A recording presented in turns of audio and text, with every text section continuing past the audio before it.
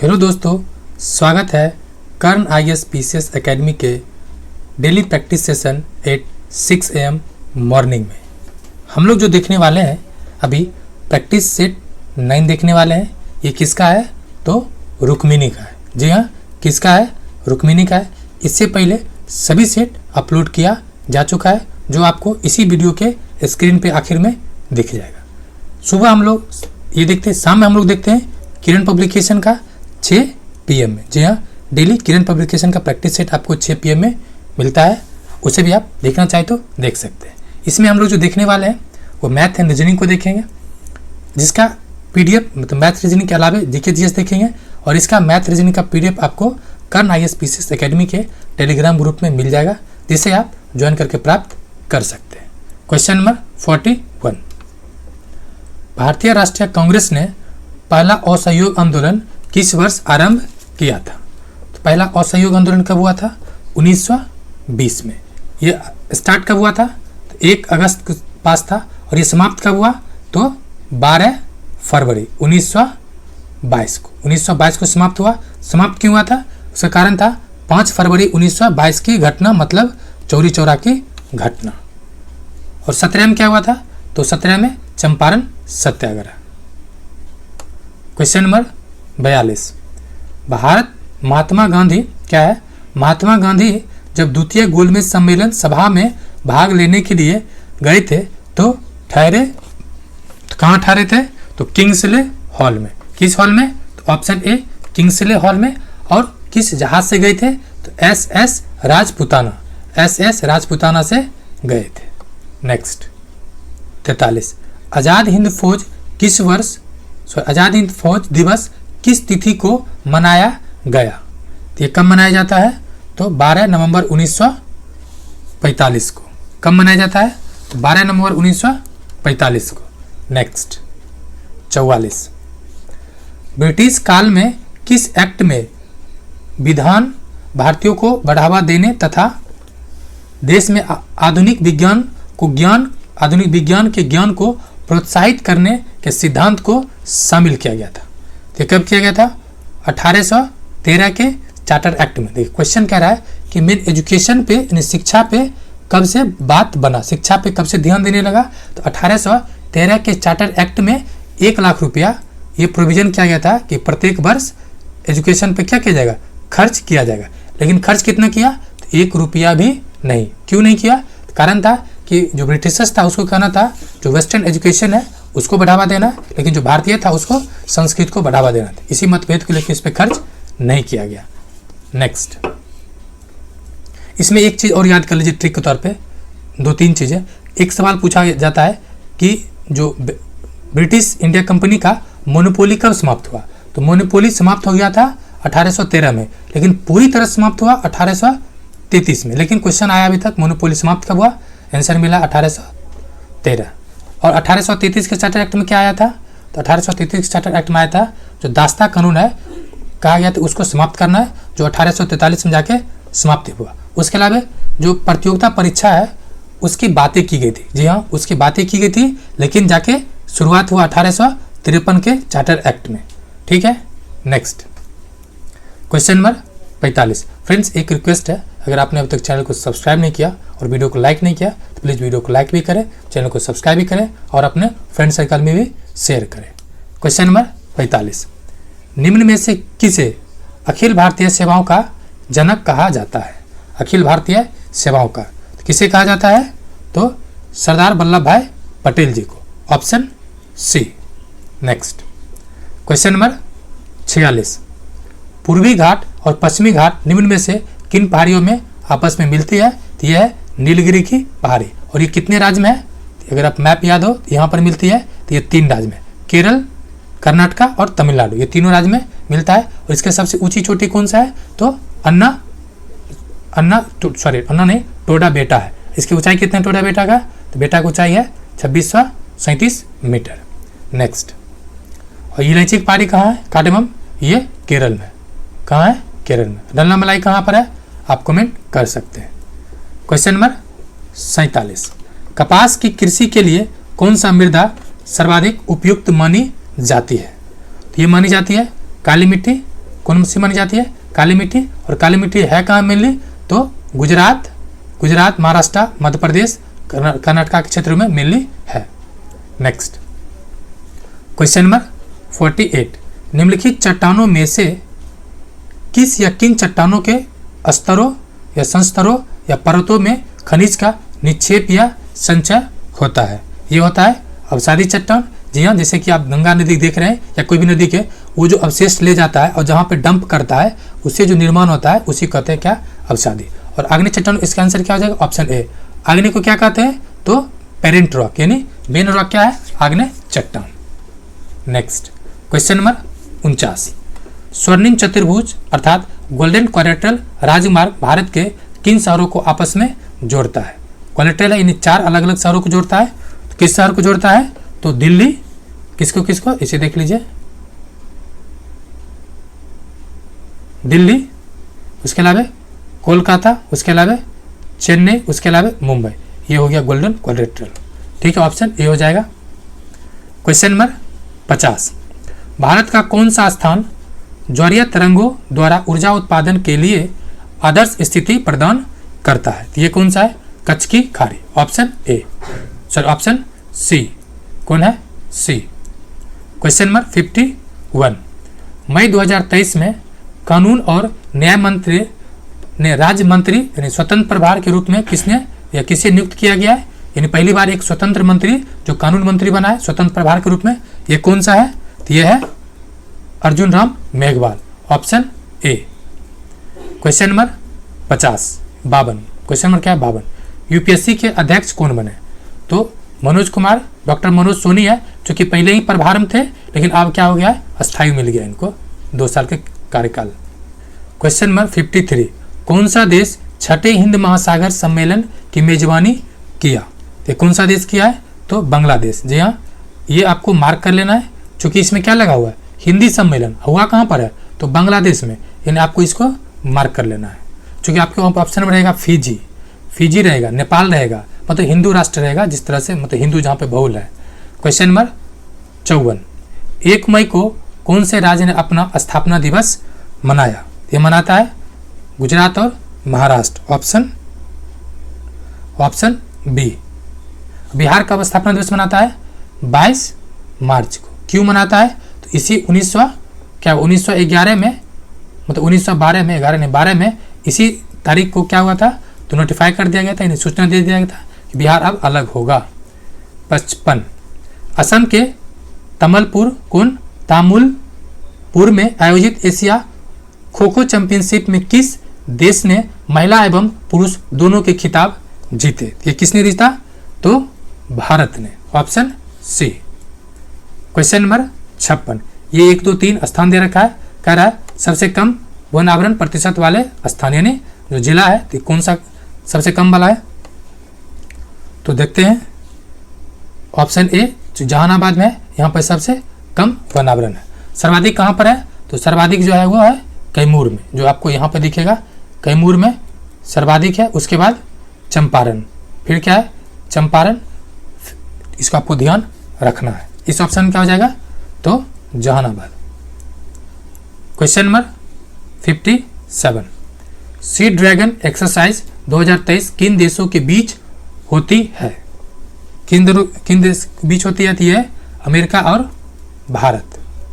Question number 58, 95 अकादमी पुरस्कार में किस भारतीय फिल्म ने सर्वश्रेष्ठ वृत्ति चित्र यानी लघु फिल्म श्रेणी में ऑस्कर पुरस्कार 2023 जीता? कौन सा फिल्म को मिला है? तो ये हो जाएगा द एलिफेंट विस्पर को मिला है। Option C. Question number 59, Vinoba Bhave ने भूदान आंदोलन की शुरुआत किस राज्य से किए थे? ये किए थे आंध्र प्रदेश से। कहाँ से? Option B.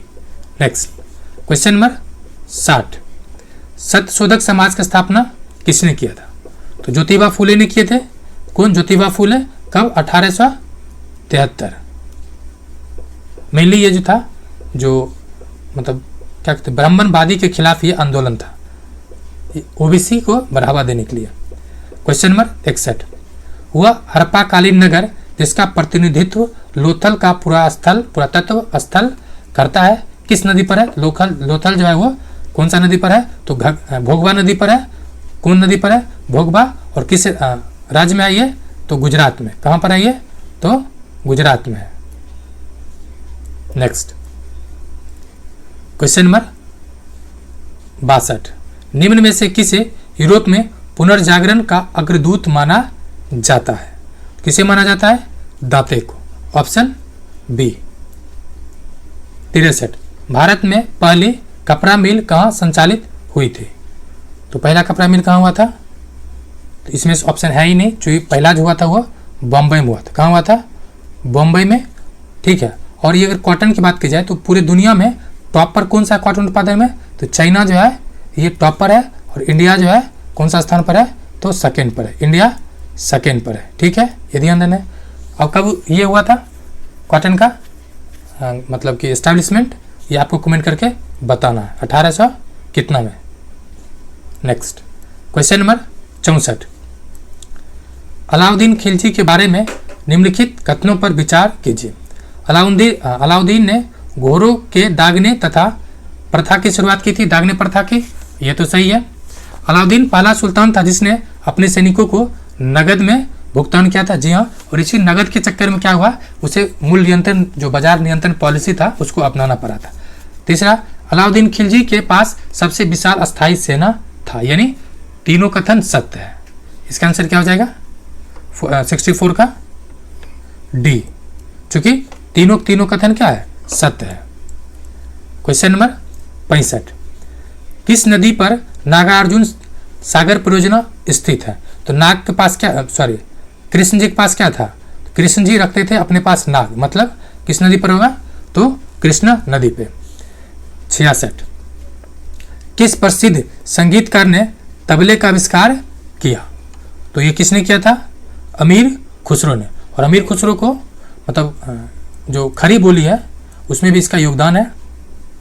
नेक्स्ट 67, पश्चिमी तटीय मैदान के विभाजन के संदर्भ में निम्नलिखित में से कौन सा युग्म सही सुमेलित नहीं है? कौन कह रहा है?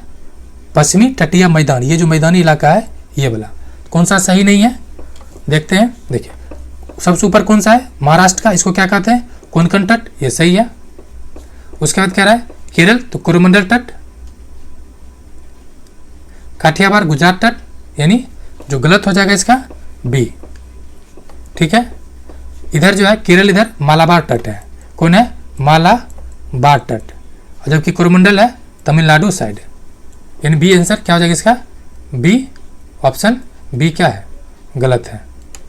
नेक्स्ट क्वेश्चन नंबर 68, डैश को सामान्य रूप से सैल, मलबा या ढाल से गिरने वाले मिट्टी के बृहद संचालन के रूप में परिभाषित किया जाता है। ये कौन होता है? भूस्खलन। बहुत बड़ा टीला गिर जाता है तो इसको क्या कहते हैं? भूस्खलन। नेक्स्ट क्वेश्चन नंबर 69, हिमनद के द्वारा लाए गए पदार्थ जैसे छोटे बड़े सैल, रेत, तलछट, मिट्टी निक्षेप से होते हैं जिन्हें हिमनद डैश कहा जाता है। तो इनमें क्या कहा जाता है? इसको हिमोड। हिम के द्वारा लाए गए क्या कहा जाता है? हिमोड। नेक्स्ट क्वेश्चन नंबर 70, इनमें से किस भारतीय राज्य की सीमाएं चीन, नेपाल, भूटान से जुड़ी हुई है? क्या कह रहा है? ये देख लीजिए क्या कह रहा है? चीन। तो मान लीजिए चीन है, पर ये नेपाल हुआ। उसके बाद कह रहा है भूटान। ये मान लीजिए सिक्किम, ये वाले को सिक्किम मान लीजिए, तो ये भूटान हो जाएगा और नेपाल से, यानी कौन सा राज्य हो जाएगा? तो ऑप्शन बी सिक्किम। चूंकि ये सिक्किम है, इधर ऊपर चाइना है, इस साइड नेपाल है और यहाँ पर भूटान है। इसको फिर से देख लीजिए, ये देखिए ये सिक्किम, ये नेपाल, ये चाइना और ये भूटान। नेक्स्ट यानी 3 राज्य है, आपको इस बात को ध्यान रखना है, मतलब 3 देश। 71, हिमाचल प्रदेश में स्थित लाहौल और स्पीति घाटियाँ कुल्लू घाटियाँ द्वारा डैश से जुड़ी है। तो किससे जुड़ा हुआ है? ये जुड़ा हुआ रोहतांग दर्रा से। Option B. किससे जुड़ा हुआ है? तो रोहतांग दर्रा से। नेक्स्ट क्वेश्चन नंबर 72, लोकहितवाद मुकदमे की संकल्पना का उद्भव किस देश में हुआ? यानी जुडिशली रिव्यू, तो किस देश में हुआ है? यूएसए में। जी हाँ, अगर आप हमारे वीडियो देख रहे हैं रेगुलर तो यकीनन ये सब क्वेश्चन आपको याद होगा। ब्रिटेन से हम लोगों ने क्या लिया? ब्रिटेन से लिया सिंगल नागरिकता। जबकि अमेरिका में क्या है, तो दोहरी नागरिकता है। जापान से हम लोगों ने क्या लिया और फ्रांस से क्या लिया, ये आपको कमेंट करके बताना है। 73, भारत के उच्चतम न्यायालय के न्यायाधीशों के पद पर नियुक्ति के किए जाने हेतु अर्हता यानी क्वालिफिकेशन किसी व्यक्ति को कितने समय तक उच्च न्यायालय के अधिवक्ता के रूप में सेवाएं प्रदान करना चाहिए। अधिवक्ता होने के लिए क्या कंडीशन है, मतलब कितने वर्ष अधिवक्ता होना चाहिए, तो ये 10 वर्ष होना चाहिए। यानी 73 क्या हो जाएगा आंसर, ई। क्यों, क्योंकि 10 वर्ष होना चाहिए या 5 ईयर्स क्या होना चाहिए, जज होना चाहिए। तो इसमें क्या है, ऑप्शन ई। Question number 74। यहाँ से कुछ और फैक्ट है जो आपको ध्यान रखना, स्पेशली ये पूछता है इसका उल्लेख संविधान के किस अनुच्छेद में। इसका अनुच्छेद 124 से 147 है, 124 से 147 तक, ये कई बार पूछा जाता है। 74 नंबर, पंडित जवाहरलाल नेहरू ने किस तिथि को संविधान सभा में उद्देश्य प्रस्ताव प्रस्तुत किया था, यानी प्रियम्बल यानी प्रस्तावना कब पेश किए थे, तो 13 दिसंबर 1946 को। और ये स्थायी सदस्य कब बने, 11 दिसंबर। 9 दिसंबर को पहला बैठक हुआ था। क्वेश्चन नंबर 75, भारतीय संविधान का अनुच्छेद 21 निम्न विकल्प में से संबंधित है। इसका संबंध किससे है, देखिए अस्पृश्यता है 17, राज्यों में राष्ट्रपति शासन ये 356 है। तो ये बचा कौन, ऑप्शन बी व्यक्तिगत स्वतंत्रता, अर्थात अनुच्छेद 21 में व्यक्ति के लिए ये दिया गया है। क्वेश्चन नंबर 76, भारतीय संविधान के किस संशोधन अधिनियम के तहत वस्तु एवं सेवा कर यानी जीएसटी लागू किया गया था। देखिए अब चंदा कितना देते हैं, शुभ शुभ अंक कितना आपके लिए, 101, मतलब संविधान संशोधन क्या हो जाएगा, 101वां नंबर क्या हो जाएगा, 101वां। आप इसी तरह से याद कर सकते हैं कि चूंकि जीएसटी मतलब रुपया से कलेक्शन है, तो रुपया शुभ शुभ 101 दीजिए। क्वेश्चन नंबर 77, निम्नलिखित उपायों में से किन्हें मुद्रास्फीति कम करने के लिए प्रयोग किया जा सकता है। मुद्रास्फीति मतलब पहले क्या होता है, मतलब हो गया कि मार्केट में मनी का फ्लो बढ़ जाना। सवाल है कैसे कैसे कम होगा, तो चलिए हम लोग देखते हैं कम करने क्या उपाय है। तो CRR यानी कैश रिजर्व रेशियो, अर्थात नगद आरक्षित अनुपात को बढ़ा देगा। जब बढ़ा देना मतलब क्या, RBI ज़्यादा रुपया ऐसे मांगेगा, जब ज़्यादा रुपया मांग लेगा तो बैंक में पैसा नहीं रहेगा, लोकल बैंक में, जब कॉमर्शियल में नहीं रहेगा तो ऐसे मार्केट से पैसा कम जाएगा। दूसरा SLR यानी शाब्दिक तरलता अनुपात यानी स्टैट्यूटरी लिक्विडिटी रेशियो, इसको बढ़ा देगा, यानी जो लगभग 21% या 18% रुपया रखना रहता है और उसको बढ़ा देगा तो ऐसे मार्केट से पैसा खींचे लगा। उसके बाद ये राजकोषीय घाटे में कमी, जी हाँ राजकोषीय घाटा में कमी होगा तो ये भी हो जाएगा, मतलब कमी मतलब सरकार कम खर्च करेगी, जब कम खर्च करेगी तो पैसा घट जाएगा, इसका मतलब क्या हो जाएगा, एक से अधिक। अब यहाँ पे एक चीज़ और देख लीजिए, ये इसको दो तरह से कंट्रोल किया जाता है, एक तो RBI द्वारा, दूसरा गवर्नमेंट के द्वारा, ठीक है। तो गवर्नमेंट क्या कर सकता है, किसी चीज़ का टैक्स बढ़ा देगा, जैसे GST बढ़ा दिया, गवर्नमेंट क्या RBI क्या कर सकता है, ये सब आपने अभी जो देखा, इसका आंसर हो जाएगा डी। नेक्स्ट क्वेश्चन नंबर 78, निम्नलिखित समस्याओं में से कौन सी समस्याएं भारतीय अर्थव्यवस्था में निरंतर रूप से जुड़ी हुई है। तो कौन सी समस्या है, देखिए मुद्रास्फीति का, जी हाँ, राजकोषीय घाटा ये बढ़ा हुआ है, चालू खाता घाटा ये भी बढ़ा हुआ है, तो मतलब इसमें से सभी घाटा क्या है, ज़्यादा ही है, तो ऑप्शन क्या हो जाएगा, डी। नेक्स्ट 79, निम्नलिखित में से किसे विश्व का चीनी का कटोरा कहा जाता है। तो किसे कहा जाता है ये, तो क्यूबा को, किसे कहा जाता है, क्यूबा को। क्वेश्चन नंबर 80, किसी निम्न स्तरीय वस्तु की मांग में वृद्धि उपभोक्ताओं की आय में डैश के साथ होती है। तो किसके साथ होती है, उपभोक्ता के, तो स्थिर में, जी हाँ, कोई स्थिर जो स्थिर नहीं होगा बल्कि गिरावट के साथ होगा, ऑप्शन बी होगा इसका, ऑप्शन बी होगा, क्या होगा, गिरावट जब होगा, ठीक है, आय में गिरावट होगा तभी इस तरह की चीज़ें में जो लो क्वालिटी है, जिससे सिंपल सी बात आपके पास पैसा नहीं रहेगा तो आप चाहिएगा ना भाई लो क्वालिटी सामान से भी कम से कम मिनिमम चीज़ें रिक्वायर्ड पूरी किया जाए, जैसे लॉकडाउन में। क्वेश्चन नंबर 81, किस गवर्नर जनरल ने भारत में सती प्रथा का अंत किया। किसने किया था, Lord William Bentinck, option C. इसका कालखंड कब से कब तक है, तो 1828 से 1832 और 32 से 1835, यानी ओवरऑल 1828 से 1835। नेक्स्ट क्वेश्चन नंबर 82, बिहार सरकार द्वारा शून्य कार्बन उत्सर्जन का लक्ष्य कब तक रखा गया है? ये कब तक रखा गया है? 2040 तक। कुछ और डेटा है जो पूछा जा सकता है, जिससे सभी घरों में प्रीपेड मीटर 2025 तक, 100% जो एजुकेशन है लिटरेसी रेट 2030 तक, हेपेटाइटिस की समाप्ति 2030 तक, टीबी यानी टीबी की समाप्ति 2025 तक, और एड्स की समाप्ति 2030 तक। ये कुछ डेटा है जो आपको हमेशा याद रखना है।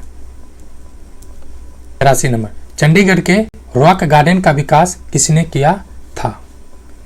तो ये किया था नेक चंद। ऑप्शन बी, नेक आदमी है इसलिए रॉक गार्डन का विकास किया। क्वेश्चन नंबर 84, नवंबर में भारत का कौन सा राज्य संघाई महोत्सव मनाया? नवंबर में भारत के कौन सा राज्य संघाई महोत्सव मनाता है? ये मनाने वाला कौन सा है? ये होगा, क्योंकि ये मणिपुर मनाता है। कौन? मणिपुर। क्वेश्चन नंबर 85, निम्नलिखित में से कौन सा समुद्री बंदरगाह और तेल परिकृषण केंद्र दोनों है? यानी कौन सा दोनों है? तो ऑप्शन सी, मंगलूर, हल्दिया और विशाखापत्तनम। ठीक है, ऑप्शन क्या हो जाएगा? सी। क्वेश्चन नंबर 86, 100% हर घर नल का जल पहुंचाने वाला बिहार का पहला जिला कौन घोषित हुआ? कौन घोषित हुआ? यह है Arwal. Option C. Question number 87, वर्ष 2020 में बिहार के प्रथम प्रवासी पक्षी महोत्सव किस जिला में आयोजित हुआ? किस जिला में हुआ था ये? तो ऑप्शन ए, भागलपुर में।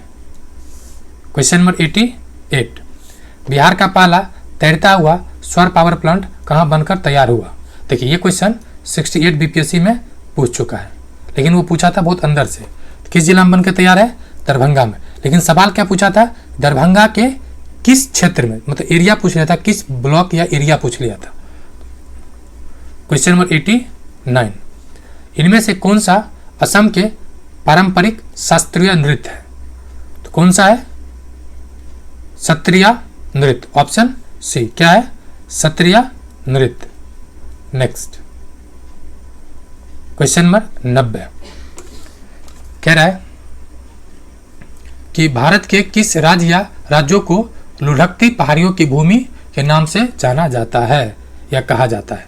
तो लुढ़कती पहाड़ी किसको कहा जाता है? तो मिजोरम को। कैसे देख सकते हैं आप? देखिए ये मैंने नॉर्थ ईस्ट वाला है, इसे नहीं, ये नॉर्थ ईस्ट है। अच्छा, सबसे नीचे है लुढ़कल, है ना, लुढ़का हुआ है इसी यहाँ पर, इसलिए आप ट्रिक के तौर पर याद कर सकते हैं। लुढ़का हुआ है मतलब लुढ़कती पहाड़ी नाम, that means Mizoram. Question number 91, कौन यौवन के समय लड़कों में दिखने वाले जो चेंजिंग है यानी परिवर्तन को लाता है? ये कौन सा लाता है? इसका हो जाएगा ऑप्शन ई। क्या हो जाएगा? ऑप्शन ई, चूंकि टेस्टोस्टेरोन लाता है। कौन? टेस्टोस्टेरोन। ठीक है, टेस्टोस्टेरोन लाता है, ऑप्शन हो जाएगा ई, इसमें नहीं दिया हुआ। क्वेश्चन नंबर 92 क्या कह रहा है? एक बिंदु प्रकाश स्रोत से एक समानांतर किरण पुंज उत्पन्न करने के लिए इनमें से किस प्रकाशिक उपकरण का उपयोग किया जा सकता है? क्या कह रहा है? एक बिंदु प्रकाश स्रोत से समानांतर, ये बिंदु स्रोत है, समानांतर पुंज उत्पन्न करने के लिए किस प्रकाशिक उपकरण का उपयोग किया जाता है? किया जाएगा किसका? तो उत्तल लेंस का और अवतल दर्पण का, यानी 1 और 3। Option C. क्या हो जाएगा? Option C. Next, question number 93, कौन एकल परमाणु अणु का एक उदाहरण है? यानी सिंगल का कौन है? तो इसका आंसर हो जाएगा option D, sorry option E. क्यों? क्योंकि जो मेनली है, जो सिंगल वाला होता है वो मतलब जो नोबेल गैस है ना, 18 ग्रुप रो वाला, 18 रो वाला जो है आखिर वाला, या उसको निष्क्रिय गैस कहते हैं, वो वाला है। इसमें कोई है नहीं निष्क्रिय गैस, इसका आंसर हो जाएगा ए। 94 नंबर, सेल्सियस और केल्विन तापमान के बीच का अंतर का संबंध है? इसका संबंध रहता है 0 डिग्री बराबर 0 डिग्री सी बराबर 273 kelvin. Option A. Question number 95, कौन विकासवादी संबंधों का प्रमाण प्रदान करता है? विकासवादी का संबंध किससे है? तो जीवाश्म, ऑप्शन ए। क्वेश्चन नंबर 96, किसी निर्दिष्ट दिशा में किसी वस्तु की गति को कहा जाता है, यानी क्या कहा जाएगा, वेग, यानी टाइम पर मतलब डिस्टेंस पर यूनिट जो समय के साथ चेंज होता है उसको कहते हैं वेलोसिटी, ठीक है ना। क्वेश्चन नंबर 97, किस रंग का, एक चीज और ध्यान दीजिए, जो वेलोसिटी होता है ना इसमें डायरेक्शन होता है, मतलब इसको क्या कहेंगे, इसको वेक्टर कहेंगे। वेक्टर को हिंदी में क्या कहते हैं, कमेंट कर सकते हैं। विस्थापन में भी होता है वेलोसिटी मीन्स डायरेक्शन, तो स्केलर और वेक्टर होता है ना, तो ये वेक्टर मतलब मैग्नीट्यूड भी डायरेक्शन, तो वेक्टर हो गया जिसमें से वेलोसिटी आ जाएगा यानी वेग आ जाएगा, और विस्थापन मतलब डिस्प्लेसमेंट। गति तो गति का कोई फिक्स नहीं रहता है, मतलब सिंपल किधर भी जा सकते हैं, जैसे स्पीड। क्वेश्चन नंबर 97, किस रंग का विचलन कोण सबसे कम होगा, तो आपको सबसे कम कोण दिखता है विचलन वाला, तो ये अगर आप लाल को याद कीजिए, लाल लगाया जाता है रेड सिग्नल में, क्यों, ताकि वो ज़्यादा इधर उधर भटके नहीं, जिस दिशा में उसको भेजा जाए उसी दिशा में वो दिखता जाएगा। दैट मीन्स ऑप्शन क्या हो जाएगा, ऑप्शन ए। और सर्वाधिक विचलन किसका होता है, तो बैगनी रंग का। सर्वाधिक किसका होता है, बैगनी रंग का। यही वजह है कि इसको यूज नहीं किया जाता, और इसको स्कैटरिंग जो पावर होता है वो क्या होता है, नहीं के बराबर है, मतलब कि ज़्यादा स्कैटर हो जाता है, सर्वाधिक स्कैटरिंग कर सकते हैं। 98 नंबर, निम्नलिखित में से क्या क्षार के बारे में सत्य नहीं है, तो सत्य क्या नहीं है, देखिए, जलीय अवस्था में विद्युत के सुचालक होता है, यस। स्वाद में कर्बे होता है, नहीं, मतलब ये भी गलत है, स्वाद में कर्बे होता है, नहीं। जलीय या माध्यम तरल अवस्था में OH का निर्माण करता है, उपयुक्त में से एक से अधिक। एक्सप्लेनेशन देख लीजिए, क्या कह रहा है कि जो क्षार के संबंध में दिए गए सभी विकल्प सही है। आंसर क्या रखा है, कोई सा कथन गलत नहीं है। लाल लिटमस तो नीला हो जाती है तो ठीक है। स्वाद में क्या होता है, कर्बे और OH आयन का निर्माण करता है, ये भी सही है।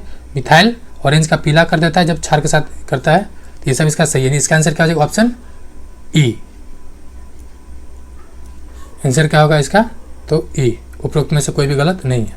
नेक्स्ट 99 नंबर, द्रव के ठोस में परिवर्तन की प्रक्रिया को क्या कहते हैं, क्या कह रहा है, द्रव के ठोस में, यानी लिक्विड से सॉलिड क्या हो जाएगा, कंडेंस करेगा, यानी क्या हो जाएगा, घनीकरण, यानी कंडेंसेशन, कंडेंसेशन हो जाएगा। नेक्स्ट क्वेश्चन नंबर 100, वस्तु के जड़त्व को निम्न में से किसमें मापा जाता है, किसमें मापा जाता है, तो ऑप्शन ई हो जाएगा। ई क्यों होगा, तो जो द्रव्यमान में मापा जाता है, किसमें, तो द्रव्यमान में, ऑप्शन ई हो जाएगा। क्वेश्चन नंबर 101 कह रहा है विद्युत परिपथ में बैटरी का उपयोग क्यों किया जाता है, क्यों उपयोग किया जाता है परिपथ में, इसका आंसर हो जाएगा पोटेंशियल डिफरेंस उत्पन्न करने के लिए, यानी विभवांतर उत्पन्न करने के लिए, ऑप्शन सी। क्वेश्चन नंबर 102, कौन सा उभयचर नहीं है निम्नलिखित में से, तो उभयचर जो नहीं है वो है मगरमच्छ, मक्खी, हैला, ददूर, ये सब है, ऑप्शन हो जाएगा B. Next question number 103, baking soda बनाने में निम्न में से किस अम्ल का प्रयोग किया जाता है, ये किया जाता है टार्टरिक अम्ल, ऑप्शन ए। क्वेश्चन नंबर 104, निम्न में से किस एक को अंतःस्रावी ग्रंथि नहीं कहा जा सकता है, अंतःस्रावी ग्रंथि नहीं कहा जा सकता है, तो हो जाएगा ऑप्शन सी, तिल्ली को, क्या हो जाएगा, ऑप्शन सी, तिल्ली को। बाकी पेनक्रियाज यानी अग्नाशय, एड्रिनल को कहा जाता है, आंसर क्या हो जाएगा, सी। 105, स्वपोषी यानी ऑटोट्रॉपिक होता है, तो कौन सा होता है, तो ये शैवाल, जी हाँ, शैवाल अपना भोजन खुद बना लेता है, और पृथ्वी पर सर्वाधिक ऑक्सीजन जो रिलीज होता है वो शैवाल से ही। क्वेश्चन नंबर 106, लाइपेज का स्रावन, क्या कह रहा है, लाइपेज का स्रावन कहाँ से होता है, तो ये होता है अमाशय और अग्नाशय और ग्रहणी से, ऑप्शन सी। तीनों आंसर दे रखा है, क्या, अमाशय स्टमक, पेनक्रियाजन, ग्रहणी। क्वेश्चन नंबर 107, निम्नलिखित में से कौन दूरी की इकाई नहीं है, तो दूरी की इकाई नहीं है, तो देखा जाए ऑप्शन ए माइक्रो सेकेंड, ये नहीं है, बाकी प्रकाश वर्ष में दूरी मेजर किया जाता है, एंगस्ट्रॉन में भी, तो इसका आंसर हो जाएगा ऑप्शन ए। Question number 8। प्रकाश में विद्यमान किस रंग की चाल कांच से गुजरने पर सबसे कम होती है? क्या कह रहा है? प्रकाश में विद्यमान किस रंग की चाल कांच से गुजरने पर कम होगा? तो ये हो जाएगा बैगनी रंग। किसका हो जाएगा? बैगनी रंग, ऑप्शन सी। मतलब सीधा सीधी कार्यचार स्कैटरिंग जो होता है ना, ये सर्वाधिक किस में कम होगा? तो हम लोग जानते हैं कम किस में होगा, मतलब कि गुजरने पर सबसे कम होगा। हाँ, नेक्स्ट क्वेश्चन नंबर 109। निम्नलिखित में से कौन सा जोड़ा सही है? जोड़ा सही पूछ रहा है, देखते हैं। आलू बैगन सोलेनेसी कुल का है, यानी ये सही है, बाकी ये सब गलत है। Question number 110। गहरी सांस लेने पर कितने लीटर गैस ग्रहण की जाती है? तो मैक्सिमम कितना कर सकता है? 3.5 लीटर। 3.5 लीटर। Question number 111। अपशिष्ट प्रबंधन की प्रक्रिया का पहला चरण पृथक्करण है। अपशिष्ट के विभिन्न श्रेणियों में पृथक्करण के संबंध में विकल्प दिए गए गलत का चयन कीजिए। तो कौन सा कथन गलत है? तो यह लैंडफिल में जाने वाला अपशिष्ट की मात्रा को बढ़ा देता है, यह विकल्प गलत है।